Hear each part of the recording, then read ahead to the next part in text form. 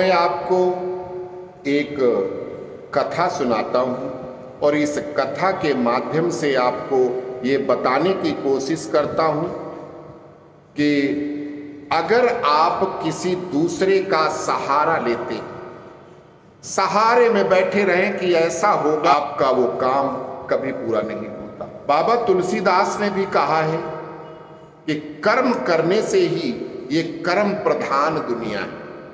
अगर आप कर्म नहीं करते तो फिर आप सक्सेस नहीं हो सकते। कहा गया है कि अलसस्य कुतो न विद्या, अविद्यस्य कुतो धनम, अधनस्य कुतो मित्रम, अमित्रस्य कुतो सुखम। आलसी व्यक्ति जो बच्चे होते हैं, अगर उसी टाइम माँ बाप उनको छेनी हथौड़ी लेके जैसे पत्थर पे छोटे छोटे वो करे जाते, तभी उससे चक्की में अन्न डालते हैं और उससे आटा निकलता है। उसी तरह से जब बच्चे होते हैं वो बिल्कुल प्लेन कागज है।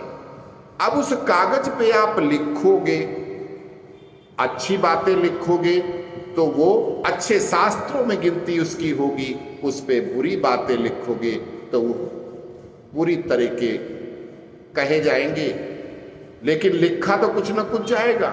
उसी तरह से क्या होता है, बच्चे आपके बिल्कुल, जब आपका बच्चा इस दुनिया में आता है उसका मस्तिष्क बिल्कुल प्लेन है, साफ है। आप उसको परोपकार की बातें सिखाओगे तो वो परोपकारी बनेगा, आप उसको स्वार्थ की बातें बताओगे तो वो स्वार्थी बनेगा, आप उसको कर्मशील बनने की प्रेरणा दोगे तो वो कर्म करेगा और आगे बढ़ेगा। लेकिन अगर आप उसे दुलार करते हो कि छोटा बच्चा है अभी रहन दो, वो भले 5 साल का हो चुका है, स्कूल जाने लगा है, लेकिन कई बार माँ बाप दुलार करते हैं, वो जब पढ़ता है, पढ़ाई के समय वो लापरवाही करता है तो हम लोग क्या करते हैं, प्यार में कहते छोड़ो बच्चा है कल याद कर लेगा। माँ शक्ति करती है तो पिताजी रोक देते हैं, पिताजी शक्ति करते हैं तो माँ रोक देती है, या दोनों शक्ति करते हैं तो परिवार का कोई अदर जो मेंबर है, भाई है या चाचा है, दादी दादा है, कोई भी है, तो वो उसको रोकते हैं कि चलो छोटा बच्चा है, तो वो बिगड़ जाता है। इस श्लोक का मतलब है कि अलसस्य कुतो विद्या। अगर आप आलसी हैं तो आपको विद्या नहीं मिल सकती। विद्या को ग्रहण करने के लिए, प्राप्त करने के लिए आपको बहुत मेहनत करने की जरूरत होती है।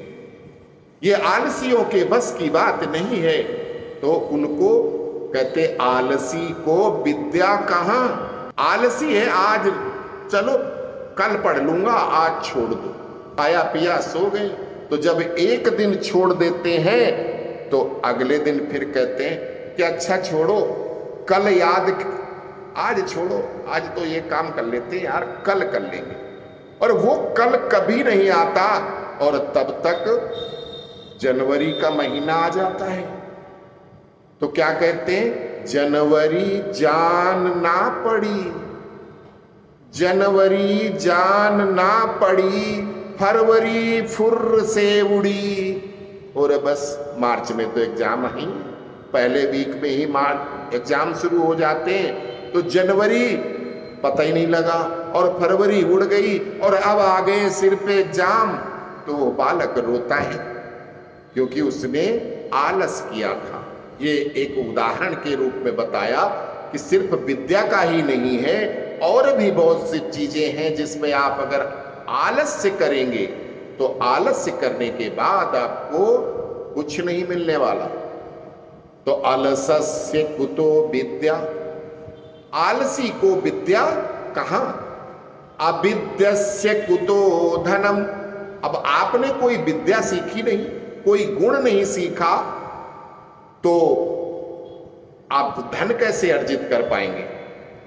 अगर आप पढ़ लिख गए इंजीनियर बन गए, इंजीनियरिंग के सब्जेक्ट में गए तो इंजीनियरिंग से आप पैसा कमाने लगे, आप डॉक्टर बन गए तो डॉक्टरी करने लगे। और अगर कुछ नहीं किया, मेहनत करते हैं तो आप लेबर तो बन ही जाएंगे। तो धन तो उसी हिसाब से कमाएंगे जितनी आपने विद्या प्राप्त की है। जो आपने पहले मेहनत किया था उसका प्रतिफल आपको बाद में मिलता है। बचपन से आपने मेहनत की तो आगे उसका प्रतिफल मिल जाता है। तो अलसस्य कुतो विद्या, अविद्यस्य कुतो धनम, अधनस्य कुतो मित्रम। और जब आपके पास विद्या नहीं है तो आपको धन नहीं मिलता, और जब धन नहीं मिलता, जिसके पास धन नहीं होता उसका कोई मित्र नहीं होता। यहां तक कि अपना जो माँ बाप भी होते हैं, अपने पैदा किए अपने बच्चे होते हैं, अपने भाई बहन और सुहृद परिवार जो भी हैं, अगर आपकी जेब में पैसा है तो आपसे सब रिश्ता लगाएंगे। और अगर आपके पास पैसा नहीं है तो आपको अपने आसपास भी वो देखना पसंद नहीं करते। कोई मित्र नहीं है, कोई किसी का मित्र नहीं होता। सिर्फ धन है तो आपके सारे मित्र दिखाई पड़ेंगे। और जब आपको समाज में कहीं कोई मित्र ही नहीं है, कोई रिश्तेदार ही नहीं है, कोई घर वाला भी आपको पसंद नहीं करता, तो आपको सुख कैसे मिलेगा? अधनस्य कुतो सुखम, अर्थात धनी हो, जब धनी नहीं है, धन नहीं है, तो आपको सुख कहां मिल सकता है?